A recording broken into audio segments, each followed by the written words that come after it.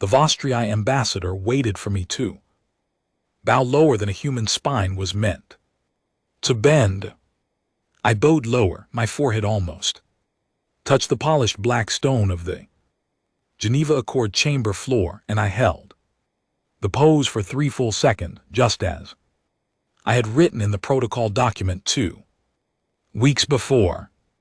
Somewhere above me, the ambassador made a soft clicking sound in his throat. Approval. He thought I was frightened. He thought all of us were frightened. I straightened up slowly, keeping my eyes down, and walked backward to my place at the side of the hall.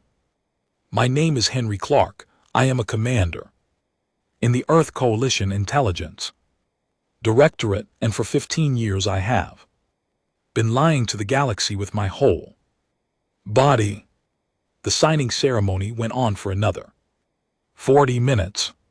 Our so-called ambassador, a kind-faced older man named Walter Briggs, nodded along to every clause the Vostriai read aloud, new trade terms that gave the conquered first refusal on every mineral we pulled from our own asteroid belt, new travel restrictions that kept human ships inside the orbit of Mars unless the conquered gave written permission, a new cultural exchange program that was, in plain words, a way to move conquered observers into every government building on Earth. Walter signed all of it. He even smiled while he signed, a small grateful smile that he had practiced in front of a mirror for a month. I watched his hand shake a little as he wrote his name. That part was real. Walter hated this more than any of us. He was the one who had to wear the mask in public. When the ceremony ended, the Vostriai ambassador floated down from his raised platform. And GT snorts. And GT on the little anti-gravity disc that his species used to avoid touching the floors of lesser worlds. He glided right past the chairs where our government sat and stopped in front of me. Commander Clark, he said in that wet, careful standard they taught there. Diplomats, your people bow well today. Thank you, honored voice, I said. We are learning. He tilted his long, pale head and looked at me for a moment too long. Then he laughed, a dry, hissing laugh, and moved on. That night I sat alone in my apartment above the old city with the lights off and one window open. The broadcast was playing on the screen in front of me. Walter's signature was already being shown across every channel on Earth, along with clips from the welcome parade we had thrown that morning for the conquered delegation, children waving paper flags, school teachers weeping on camera, a marching band that had been told to miss a few notes on purpose so they conquered analysts listening in would mark down another point on the column labeled charmingly primitive. My hands were steady around the cup of tea I had been holding for the last hour. The tea was cold now. I had not taken a sip. I thought about the first time the Vostriai conquered had arrived in our system 4 years ago, 17 species in a single federation, all riding inside ships the size of small moons. They had drifted past Neptune and parked themselves in a ring around Earth, and their first message had been a warm, gentle greeting translated into every human language at once, a pre-contact world of promising potential. They called us a young species in need of friends. We had smiled, we had wept on camera, we had sent up our most hesitant, nervous ambassadors who spoke slowly and fumbled their words on purpose. Our so-called space navy, a patchwork of old satellites and 3 tired patrol ships, rolled out to meet them, and Then, in full view of every camera, the Concord had failed its engines and had to be towed back to Luna by a Vostriai tugboat. The Concord had laughed about that. Riltavin, the cultural attaché who would later become my main handler, still told the story at dinners. He liked to wave all four of his arms while he told it, the long Esselin, fingers curling in the air to show how pitiful our little ships had looked. What the Concord did not know, what Clear's throat they still did not know, on the night of the signing was that the failed engines had not failed. The ambassadors who fumbled their words were speaking a third dialect of a language the Concord had not yet catalogued. The patrol ships were not our Navy. They were decoys. Our Navy was somewhere else entirely, and had been for a long time. I opened my private log on the small screen in front of me and began to type. Day 5491.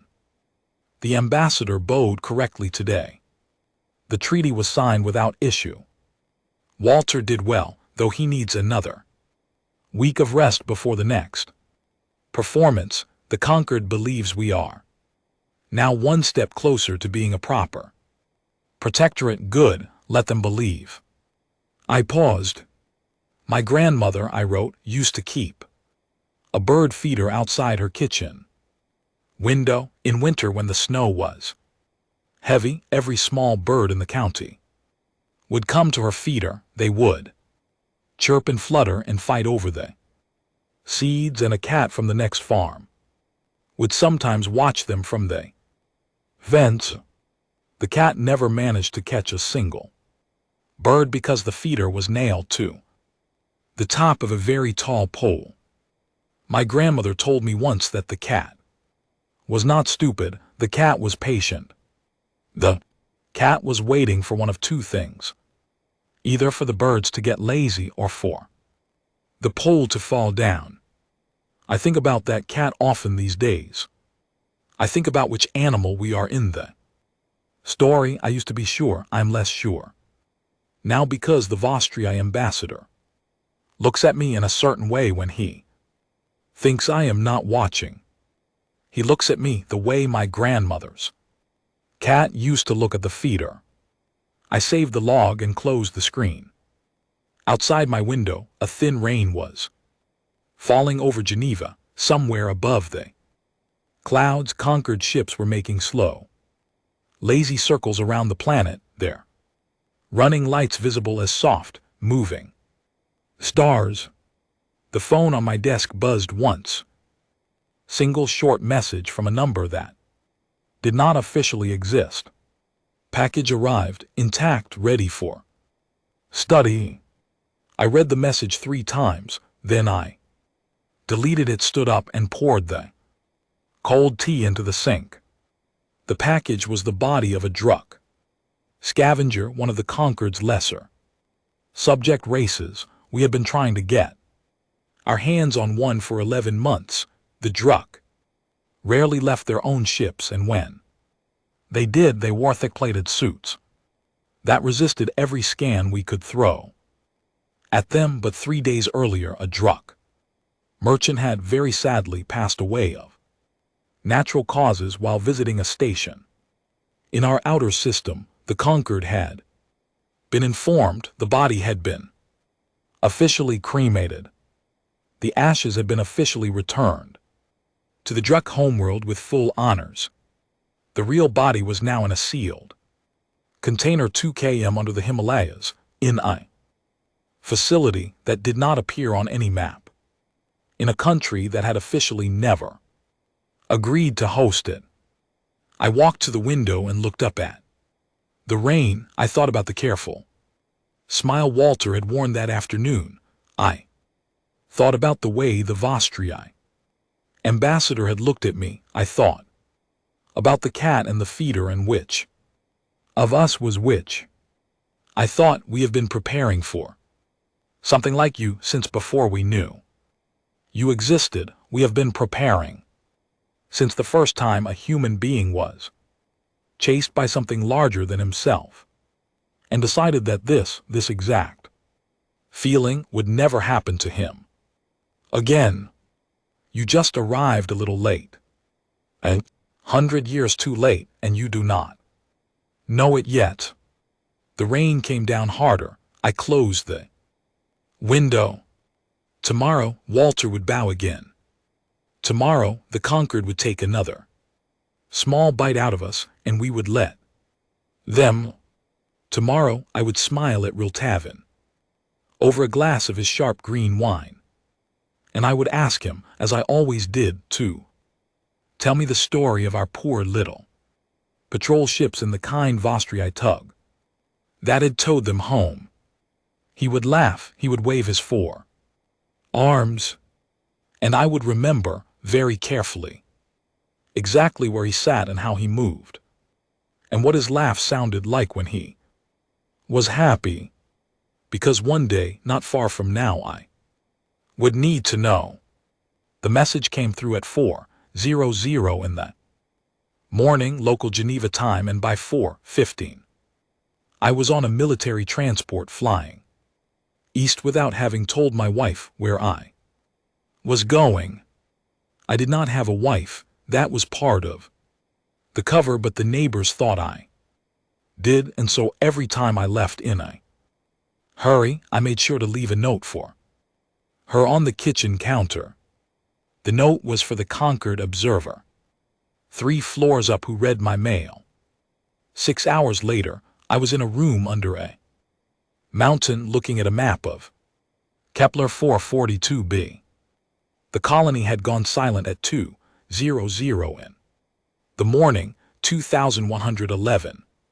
Colonists, farmers, engineers, 3 small schools, a hospital that had just opened the year before. The last message from the colony's communication officer, a young woman named Clara Bishop, had been a single line: ships in orbit.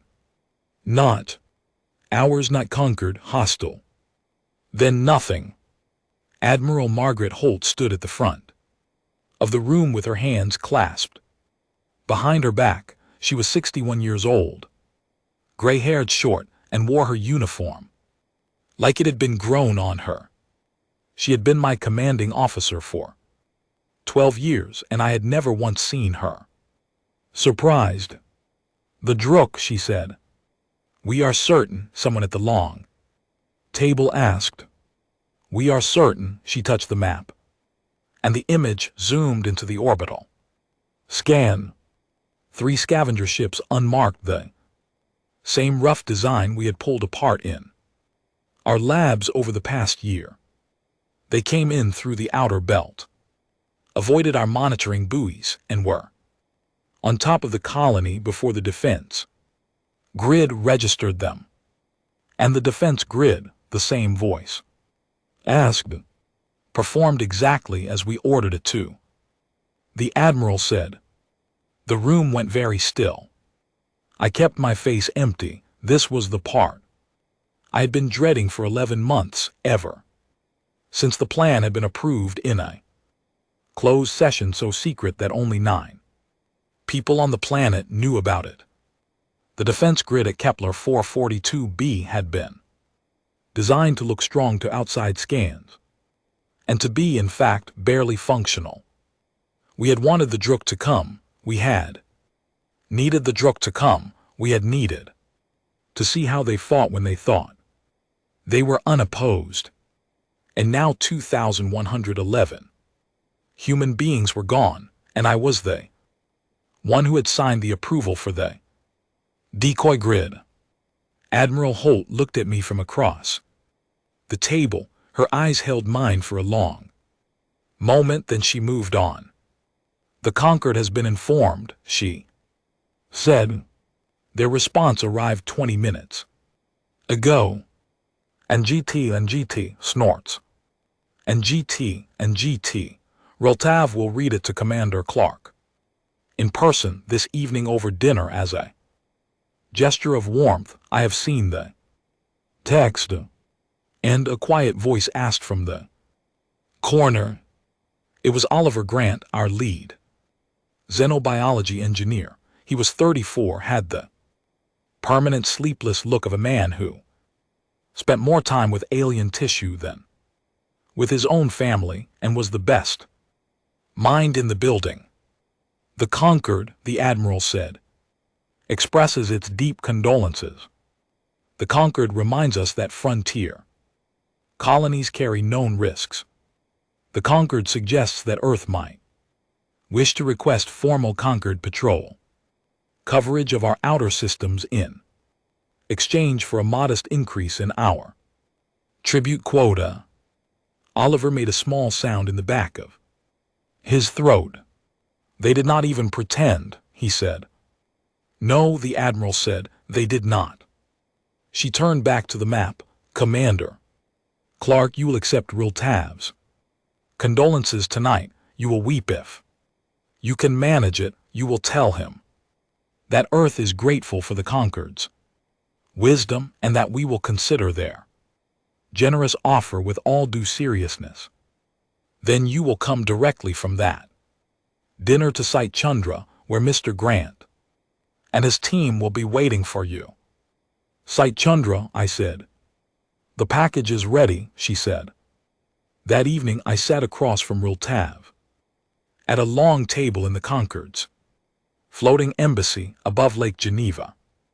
He wore dark silver robes and had dimmed his 4 hands with soft gray gloves, which among the Esalen was a gesture of formal mourning. It was a gesture meant for lost family members. It was, I understood as I watched him, meant to flatter me. Little Henry, he said, and his voice was soft and sticky with practice. Sorrow, I grieve for your lost children. On that faraway rock, I grieve as if they were my own small ones. Thank you, honored voice, I said. My voice cracked on the word voice. I had not planned the crack. It came out on its own, and I let it. He slid a small silver box across the table to me. Inside was a bottle of pale yellow liquid. Wine from my own world, he said. It was made in the year my eldest daughter was born. Drink it tonight alone and think of her and think of your lost colony and know that the Concord is with you in your sorrow. I accepted the box with both hands and bowed over it. Tell me, he said gently as if he was almost embarrassed to ask, has your coalition considered the offer of patrol coverage? It is a generous offer. We are considering it, honored voice. I said, we are only a young people. We do not always know what is best for us. He smiled, which on a Esalen face meant pulling the corners of the mouth down rather than up. You are learning, he said. 4 hours later, I was in Site Chandra, 2 km under the rock of the northern mountains, in a room that smelled of clean metal and the faint chemical bite of the fluid that kept the package fresh. Oliver Grant was waiting for me in a long white coat, and behind him on a table built for exactly this purpose lay the body of the Druk. It was smaller than I had expected. In the reports, the Druk were always described as terrifying, plated, armored, many-limbed, fast. The body on the table was 3 ft long, thin, and its suit without its weapons. It looked like a dried-out insect. Natural causes, Oliver said, and gave me a very small smile. Very natural. Do not tell me anything I do not need to know, Mr. Grant, I said. Understood, sir.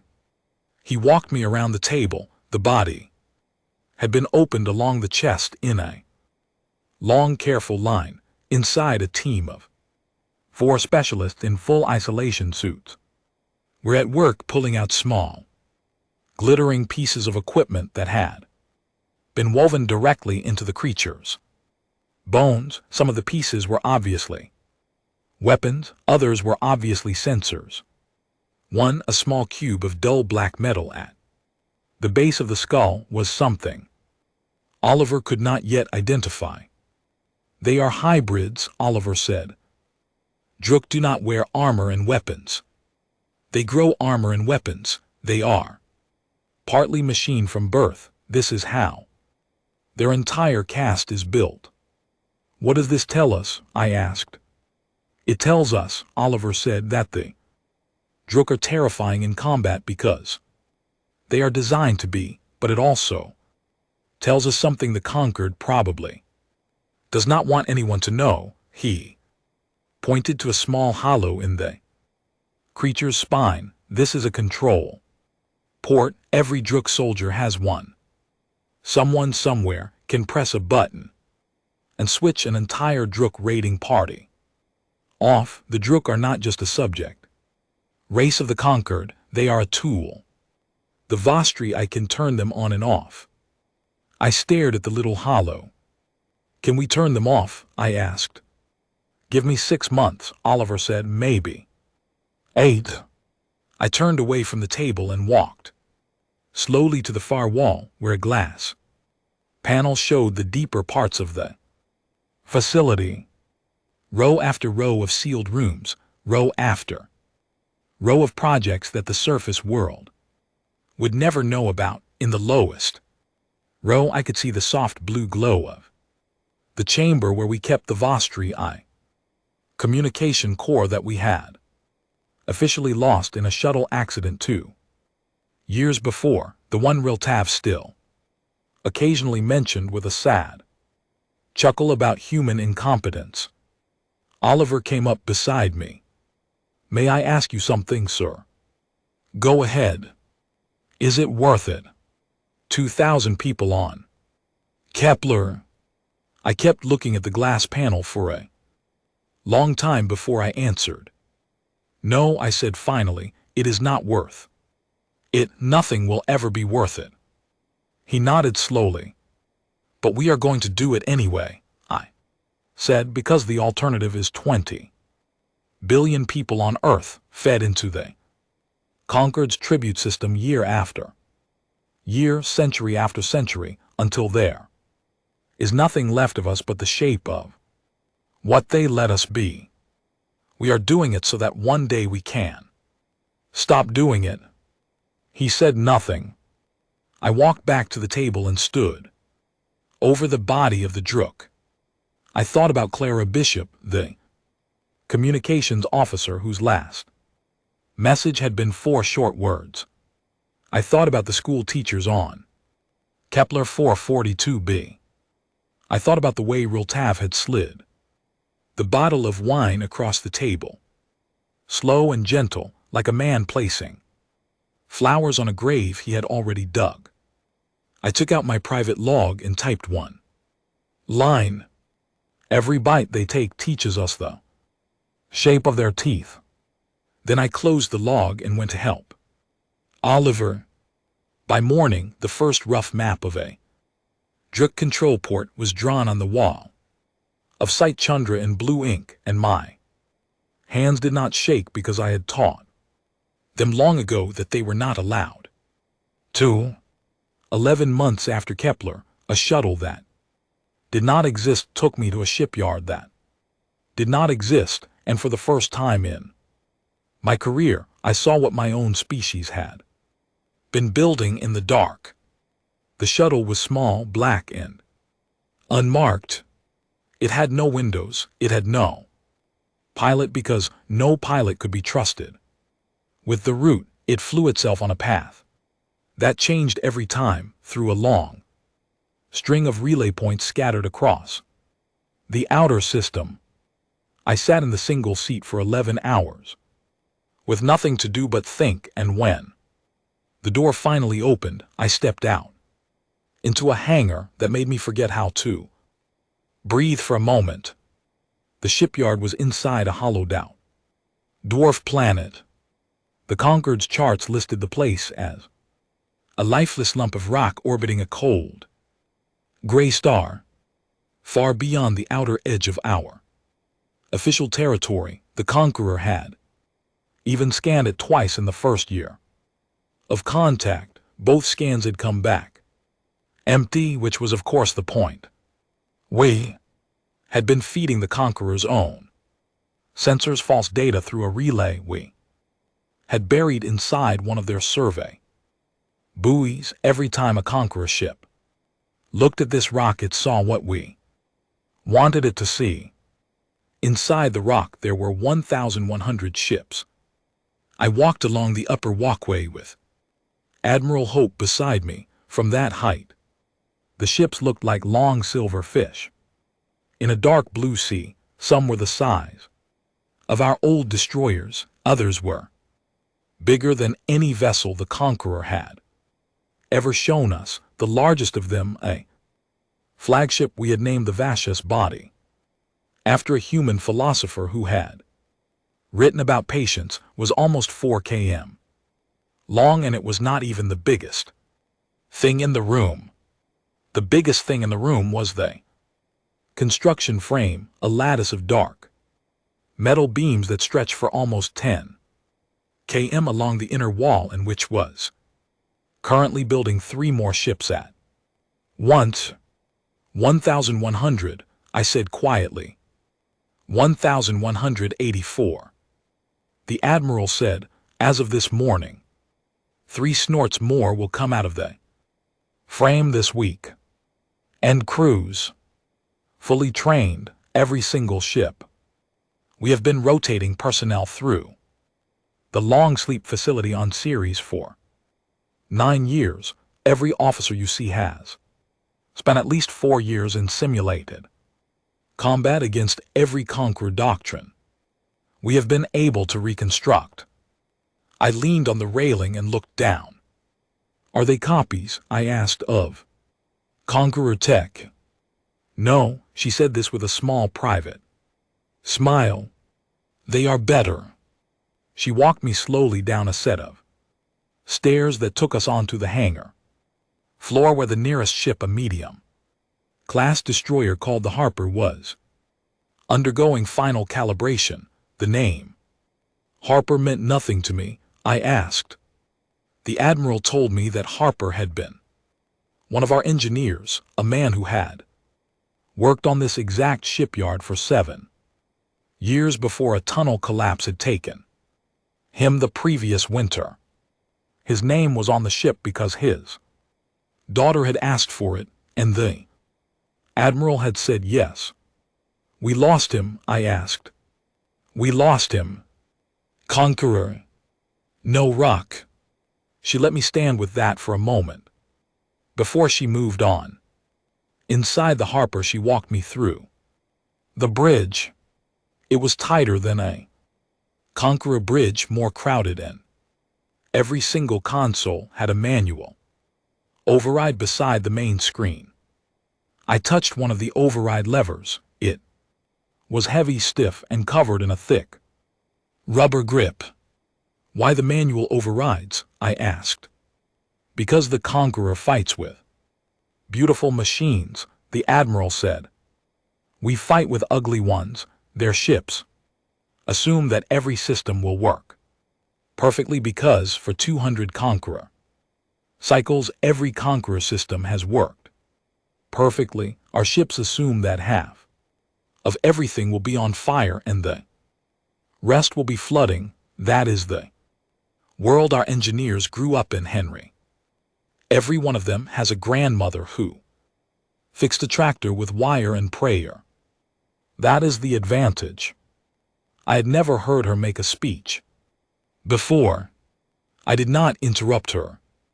The Conqueror has forgotten how to fight a war where things go wrong, she said. They have had peace for so long that their officers have never needed to improvise. We, on the other hand, have done nothing for the last 200 years but learn how to survive when things go wrong. Even our own history taught us that long before the Conqueror arrived. She turned away from the console. Come, she said, there is one more thing you need to see. The one more thing was a small room 3 levels down with no name on the door. Inside the room was a single long table, and on the table were 17 folders. Each folder had a name on it, 17 names. 17 species of the Vastre conqueror. The sleepers, the Admiral said. I sat down slowly at the table and pulled the first folder toward me. It was marked with the Esalen glyph for the conqueror's ruling caste. Inside were photographs, documents, dossiers. 41 human beings surgically altered, linguistically perfect, placed inside Esalen society over the course of the last decade. Cooks, tutors, translators, personal assistants. One of them, a woman whose photograph I recognized at once, was currently working as the private administrator of a certain cultural attaché based above Lake Geneva. Lucy Bennett, I said. 9 years in position, the Admiral said. She has passed every medical scan he has ever run on her because her papers say she is a Esalen cousin from the outer provinces, and her body has been adjusted to match. Riltavin trusts her with his correspondence. He trusts her with his schedule. He trusts her with his medicine cabinet.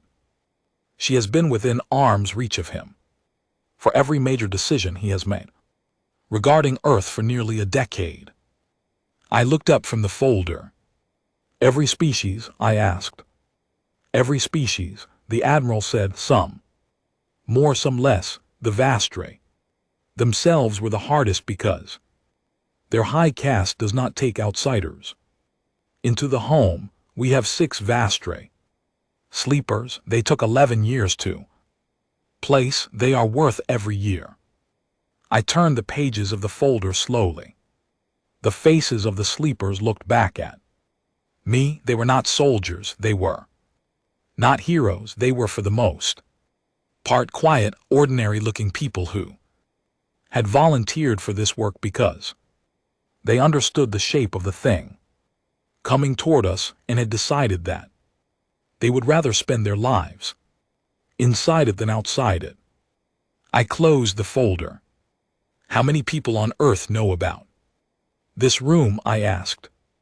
Now, she said, 10. She sat down across from me and folded her hands. Henry, she said, I am going to tell you something that is not in any folder. It is not written anywhere on this station. It is not said aloud anywhere except now in this room. I am telling you because in a year, maybe 2, I am going to need you to do something, and I need you to have thought about it for long enough to be ready. Tell me. The Conqueror is going to move on us soon. They are tired of waiting for Earth to become properly obedient. They will make an offer we cannot publicly refuse. They will frame it as protection. They will send a fleet. I know. When they do, she said, you will be the voice that refuses them. Me. You. Why me?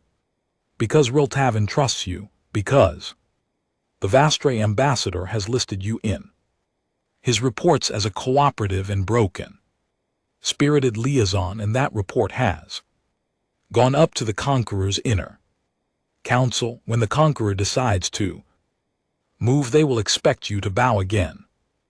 They will send their ultimatum through you so that you can carry it back to Earth's government and beg them to sign, and instead you will look at the Conqueror's camera and you will speak in their own language without a script. She watched me. I have not decided what I will say, I said quietly. I know, she said. Say the true thing. That is usually enough. Later, back on the walkway above the ships, I stood alone and watched the lights of the shipyard move in long, slow patterns along the hulls of the silver fish. Somewhere among them was the Harper, and inside it a set of rubber gripped manual override levers built by people whose grandmothers had fixed tractors with wire and prayer. Somewhere among them was the Vash's body, and inside it was a chair that would one day be mine. I thought about Riltavin and his 4 gray gloves and the bottle of yellow wine I had never opened. I thought about Lucy Bennett standing quietly at his elbow for 9 years, smiling her excellent smile, answering phones. I thought they mistook our patience for weakness, they mistook our silence for fear. They did not understand that a species that has spent 100,000 years hiding from its own predators has learned down to its bones how to wait. The lights of the shipyard moved on the hose. I turned and went back to the shuttle, and the shuttle carried me home through a different route than the one that had brought me, because no path was ever allowed to be used twice. The ultimatum arrived on a Tuesday, and I was eating toast when the call came. My private line had not rung in 6 months. When it did, I knew before I picked it up that the day I had been told about in the small, unnamed room had finally come. I set the toast down on the plate. I wiped my hands on the kitchen cloth. I answered the phone on the 3rd ring, because answering on the 2nd ring would have looked too alert. Commander Clark, it was the Admiral's voice, flat and clean. A Conqueror delegation is entering our orbit in 74 minutes. 3 warships, 1 envoy vessel. Riltavin is aboard. He has requested you as the receiving officer. He has also requested that the reception take place live on every Earth broadcast channel at once, so that our population may, in his words, share the joy of the coming announcement. I understand, I said. Car is at your door, she said, and hung up. The car was waiting. I took my coat from the hook by the door, and I walked out of my apartment for what I already suspected might be the last time for a while. In the back seat of the car was Walter Briggs, our old false ambassador, the man who had practiced his grateful smile in the mirror for a month 4 years ago. He was 91 now, thinner, slower, but his eyes were still sharp, and he was wearing the same formal blue coat he had worn at the signing. They asked for me too, he said. One last performance, they said. And I asked. I told them yes, he said, but I told the Admiral I was finished with performances. I looked at him. He smiled a small, real smile, and I felt a sudden warmth in my chest that I had not allowed myself to feel in 4 years. Good, I said. The Concord delegation arrived above Geneva in a show of careful force. 3 Vostri warships, slender, beautiful, polished to a mirror finish, took positions over the lake. The envoy vessel descended slowly and opened its ramp. Riltav came down the ramp in his most formal robes, silver and deep blue, with all 4 of his hands uncovered, which meant he was coming in triumph. Behind him came 8 Vostri officers in full dress uniform. Every channel on Earth was live. I stood at the base of the ramp with Walter beside me.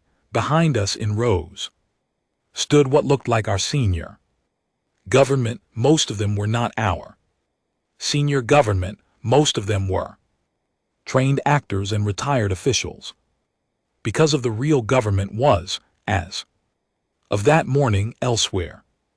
The Conquered did not know the difference, because the Conquered had long since stopped studying our faces carefully. Riltav reached us and spread his 4 arms in a wide gesture of blessing. Little Henry, he said warmly in front of every camera, today is a great day. Today your young people take their next step into the family of stars. He turned to face the main camera and he Began to read. I will not repeat the words of the ultimatum here because they were long, and they were cruel, and they were designed to sound like kindness. Short of it was this: Earth was to be formally absorbed into the conquered as a full protectorate. Our military, such as it was officially known to be, was to be disbanded. Our orbital infrastructure was to be handed over to Vostria administration. Our young people were to be enrolled, starting at age 12, in a conquered cultural education program that would take them off Earth for a minimum of 10 years at a time. Our tribute quota would be tripled, and because the conquered was generous, Earth would be given 1 day to sign.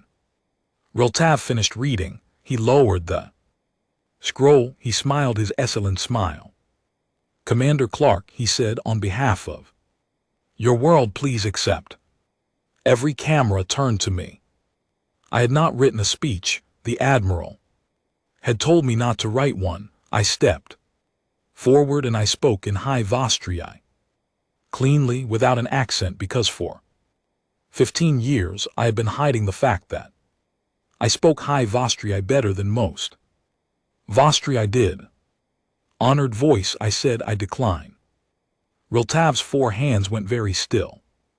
In the name of the Earth Coalition, I said, and by the authority of every human being on this planet and off it, I decline the offer of protectorate status. I decline the disbanding of our forces. I decline the surrender of our children. I further note, for the record of the Concord's Inner Council, that the terms presented today are in direct violation of 17 separate clauses of the initial contact treaty signed 4 years ago, including but not limited to clauses 3, 7, 11, 14, and 22. I have prepared a full list. It will be transmitted to the Concord's Council within the hour. The cameras were still rolling. Riltav opened his mouth. Little Henry, he said, and his voice was softer than it had ever been. Who wrote this speech for you?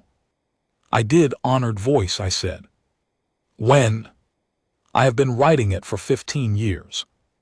He stared at me, and for the first time since the day I had met him, I saw something in his face that he had never shown me before. It was not fear. He was not yet afraid. It was the smaller, colder thing that comes before fear, which is the realization that one has been wrong about something for a very long time. Goodbye, Riltav, I said quietly. He did not understand the second part, because he did not know that at that exact moment, 6 hours earlier on her own internal clock, Lucy Bennett was stepping out of his private quarters above Lake Geneva, where she had just completed her final task as his assistant. What she had done was not a harm. It was a quiet thing involving his communication implant and a small device she had worn in her hair for 9 years. From that moment on, Riltav could speak to no one in the Concord command structure without us hearing every word. Across 300 conquered worlds, at the same moment, other quiet things were happening. A Esalen sector governor discovered that every one of her household staff had overnight stopped taking her orders and started answering only to a voice she did not recognize. A Vostriai fleet admiral found that his flagship's command codes had been quietly rewritten by his own personal steward, a kindly older gentleman who had served him for 11 years and who that morning did not come to work.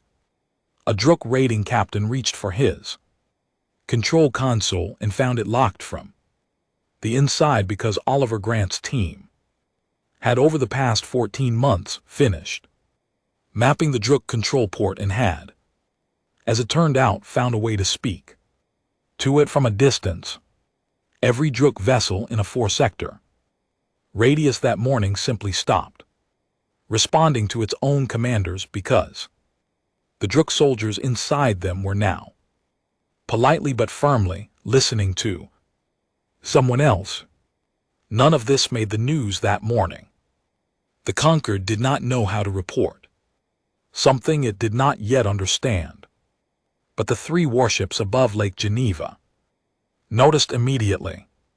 The lead Vostrii destroyer began to turn its long white guns toward our planet. I watched it on the screen set. Up at the reception, the movement was slow, confident, the movement of a creature that had never lost a match and did not expect to start losing now. And then from below the ecliptic, from the asteroid belt, from the dark side of the moon, from inside a supply tender that the Vostrii had brought with them, without checking, 1,187 silver ships came up into the light. The Conquered fleet above Geneva had exactly 40 minutes to understand what was happening. I will not describe the engagement at length. It was not a long contest, and it was not a proud one. It was the opening of a long door that had been built quietly for many years and then pushed open all at once. Our ships were better. Our crews were better. Our doctrine was better. Most of all, our surprise was total, because the Conquered had spent 4 years believing its own reports about us. And its reports had all been written by people we had been feeding the wrong data to. At minute 37, the lead Vostrii destroyer signaled its surrender.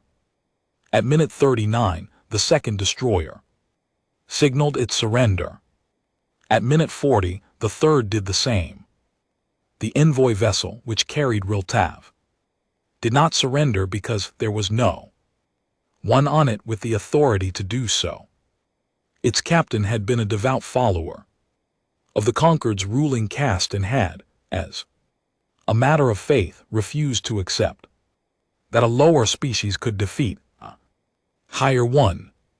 The envoy vessel was surrounded, disabled and boarded, and Riltav was escorted, still in his formal robes, onto one of our ships. He said nothing. During the transfer, he would not look at me.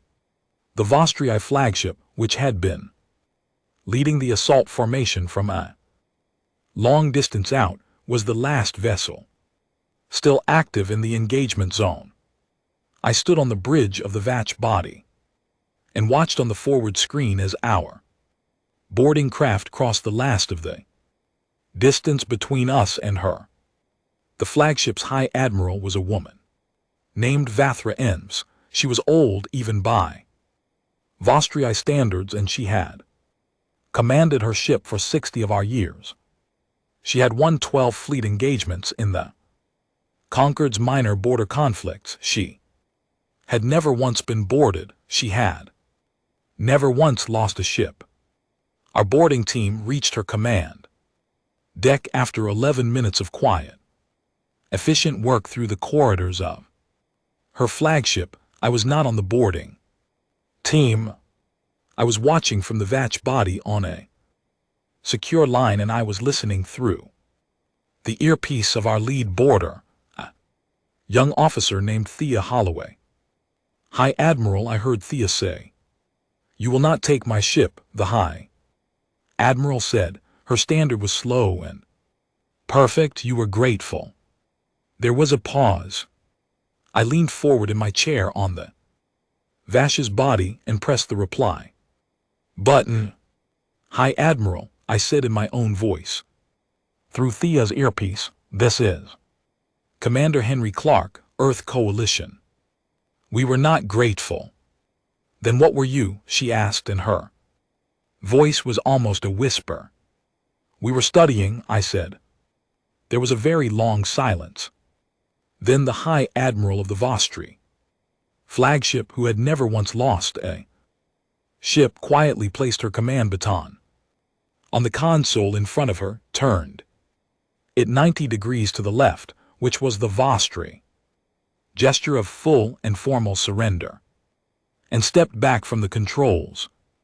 I would like to speak to my counsel, she said. You will, I said, in time. On the bridge of the Vash's body, no one cheered. That was not the kind of culture Admiral Holt had built. People simply went back to their stations and began the long work of processing surrenders, of organizing prisoner transfers, of checking our own ships for damage. I walked to the viewport and looked out at the space around Earth. Conquered ships, ours now, drifted slow patterns between our silver fish. The sky above our planet had changed, and the galaxy I knew was already beginning to notice. Walter Briggs came up beside me. He had written out the engagement in a reinforced chamber 2 decks below, and someone had given him a cup of tea. He was 91, and the cup was shaking a little in his hand, but his eyes were clear. Henry, he said. Walter. I'm very tired, he said. I know. I would like to go home now. I do not think I would like to wear the blue coat again. You will not have to, I said. He nodded, and he stood there with me for a long time, and we watched the silver fish move. Somewhere in the wider galaxy, in cities we had never seen, a long silence was beginning to spread. Every subject race of the conquered, every rival, every neutral, they were all watching the small blue planet that had just opened the door, and they were all, in their own ways, beginning to ask the same question. What will the humans do now? What we did in the first days after the door opened was nothing. That was the hardest part. The fleet stayed where it was. The boarding teams completed their work and brought the prisoners to a neutral station we had prepared years in advance, where they were treated correctly, fed, housed, and given access to their own religious and medical specialists. The Concorde's 3 warships above Lake Geneva were quietly escorted out of our atmosphere and parked in a holding orbit around the moon. The envoy vessel was sealed. Riltav was placed in a comfortable set of rooms on our flagship with his own books, his own foods, and a medical team of his own species that we had very patiently arranged to have on call for exactly this day. For 7 full Earth days the Earth Coalition said nothing to the galaxy. This was not an accident. This was Admiral Holt's plan, and it had been her plan for a long time. She had argued for it in closed sessions for years. Say nothing, she had said. Let them guess. Let their fear do for them what our words cannot. A species that has just seen a mouse outrun a cat wants to be told immediately that the mouse is still a mouse. Do not tell them. Let them wonder. So for 7 days, every conquered broadcast channel tried to reach Earth and failed. Every diplomatic query went unanswered. Every demand from the Concorde's inner council for Riltav's return was ignored. Across 300 worlds, the absence of our voice began to do what our voice alone could never have done. It began to make the Concord feel small. On the 8th day, I walked into the new Coalition Assembly Hall in Geneva, and I took my seat at the front of the room. For the first time, the hall was full. Every one of Earth's major nations had sent its senior representatives. Behind them in the observer ring sat the senior officers of every branch of our military. In the front row, seated as private citizens rather than in any formal capacity, were Admiral Holt, Walter Briggs, Oliver Grant, and Lucy Bennett, who had been brought home from her post above the lake 3 days earlier, and who was that morning wearing a simple gray dress instead of the robes of a SLN assistant. She caught my eye as I walked in, and she gave me a small nod. The question before us was simple. What now? The Hawks went first. They were not soldiers, as one might expect. Most of them were economists and historians, people who had spent their careers studying the patterns of rising powers. They argued for empire. They argued that the conquered had shown us over 4 years exactly how much cruelty a ruling power was willing to use when it thought itself safe. They argued that mercy was a gift that a young species could not afford to give, not at the moment of its rising. Take the conquered's worlds, they said, take their fleets, take their tribute systems, and turn them around. And for the next century, let humanity be the one that collects.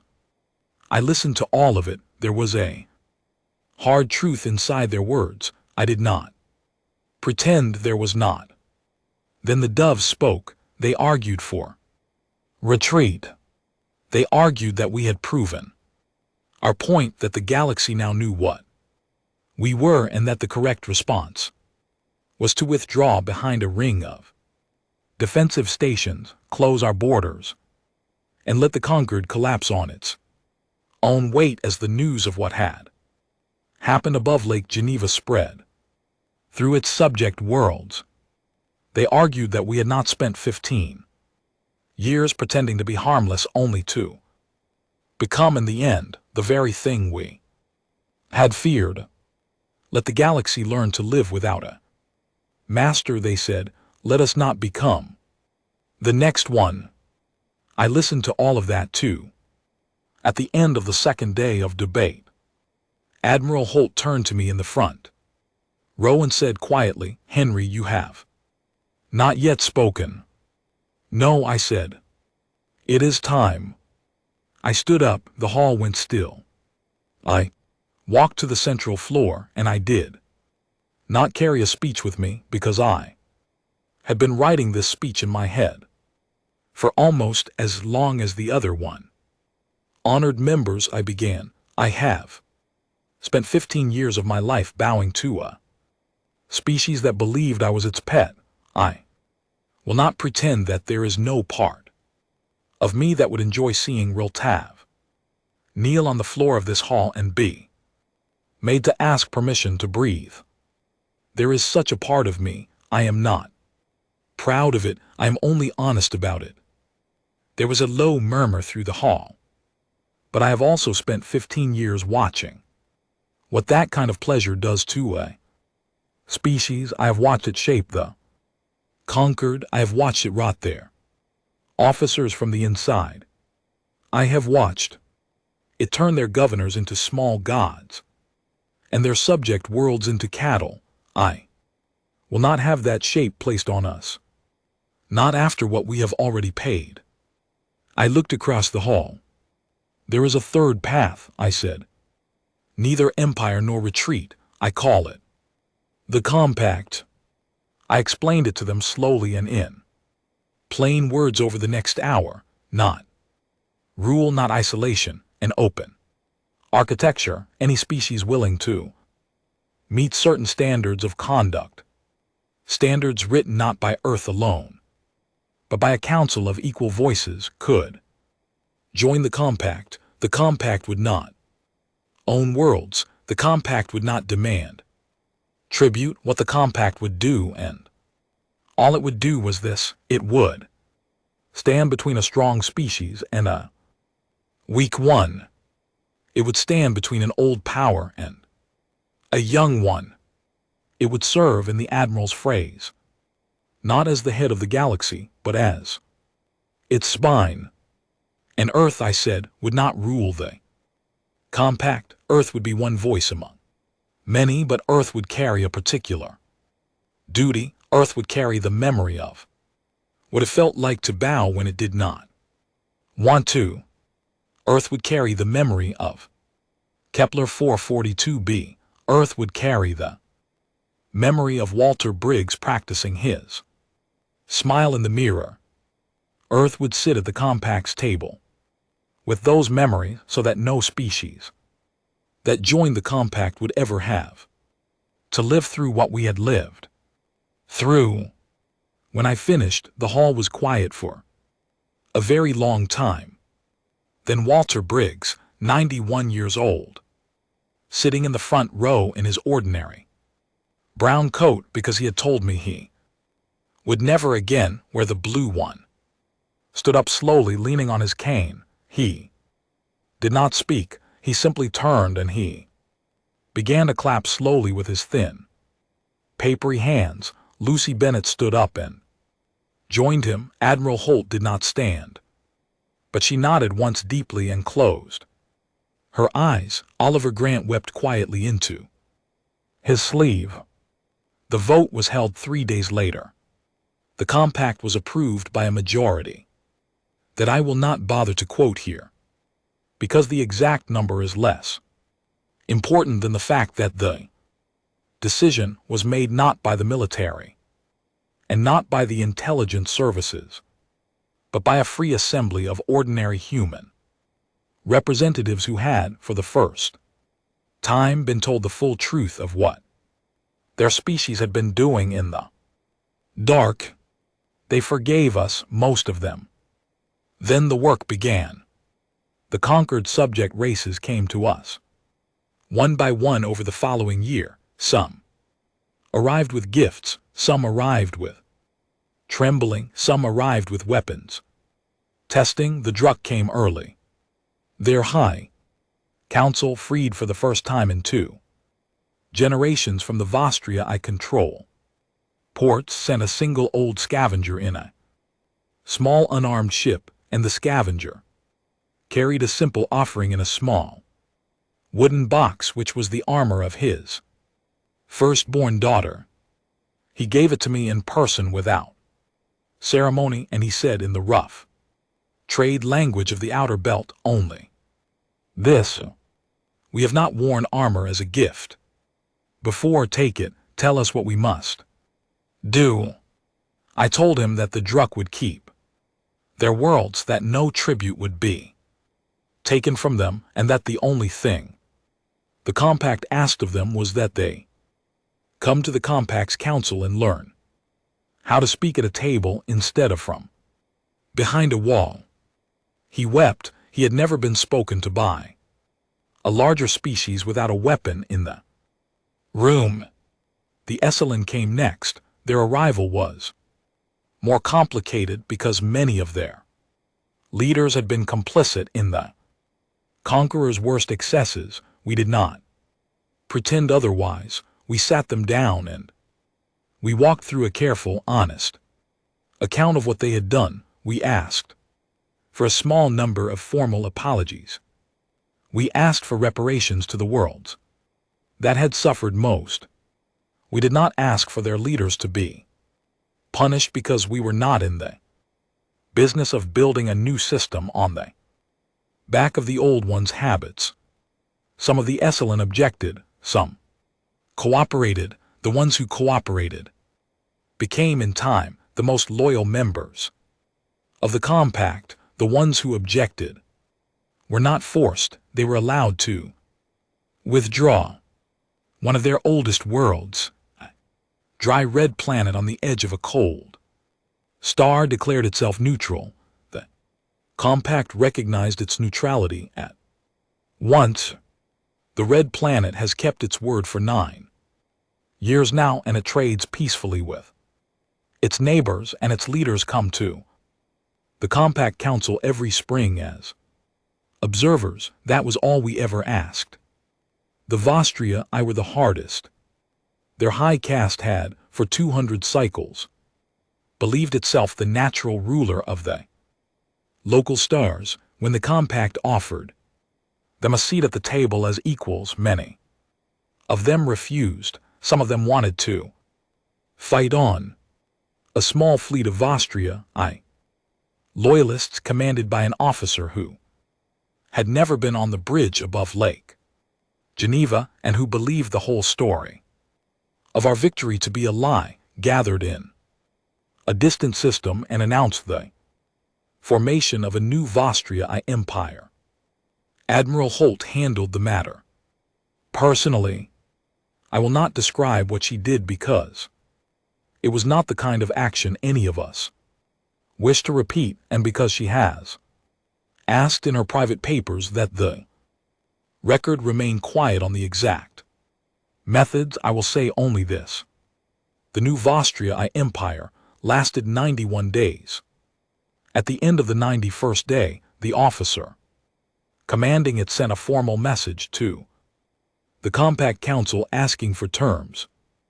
The admiral offered him the same terms that had been offered to every other member of the Vostria high caste. He accepted. He is today a teacher at a small school on his own homeworld, where he tells his students that he was once a very foolish man and that they should learn from his example how to recognize the end of an age.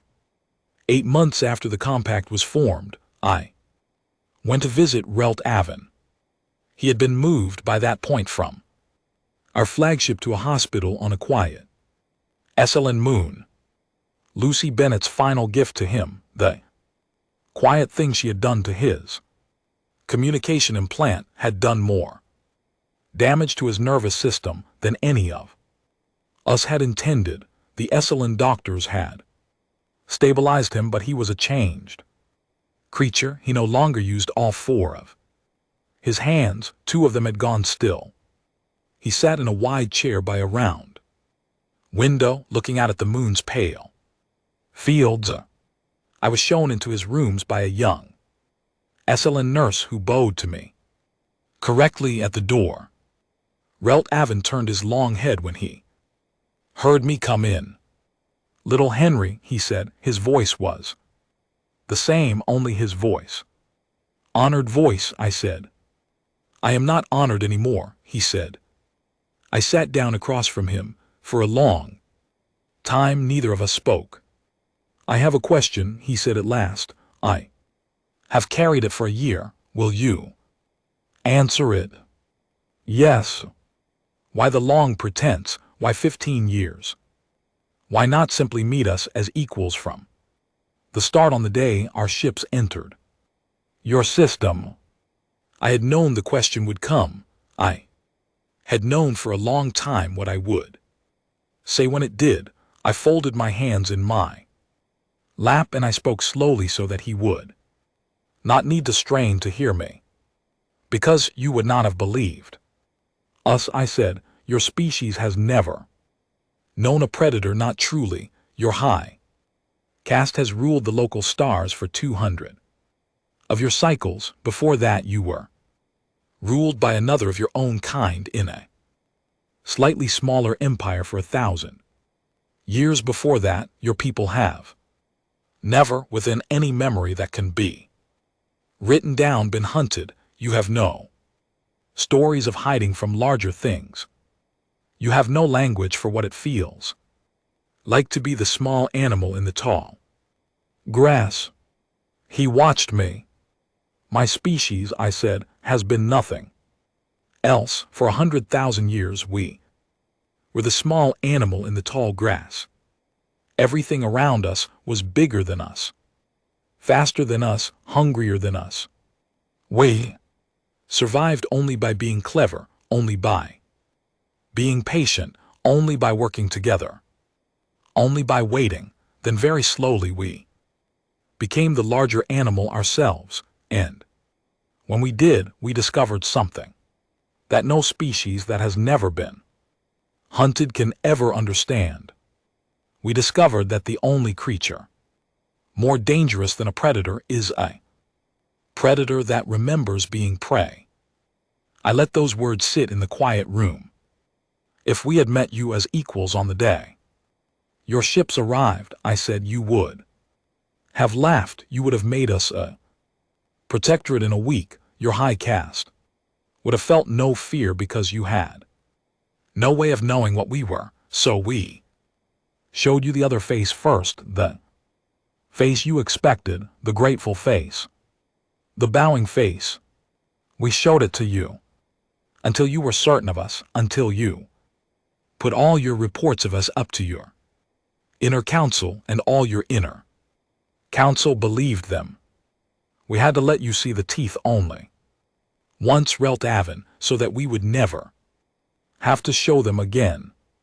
He closed his eyes for a long moment. I called you Little Henry, he said. For 15 years I called you Little Henry. I know. I did not mean it cruelly. I know. I meant it the way one speaks to a child. I know. Forgive me, he said. I thought about it for a long time, looking out the window at the moons, pale fields. Yes, I said, I forgive you. But more importantly, you are forgiven by the compact, which is a larger forgiveness than mine, and you will be allowed to teach again when your health permits at a school of your own choosing, and if you decide to teach, Reltavin, teach the thing you just learned, teach the small ones of your people what you did not know about mine. It will be the most useful thing any Esalen elder has taught in 200 cycles. He did not speak again for a long time. When I rose to leave, I thought he had fallen asleep, but as I reached the door of his room, he called my name softly. Henry.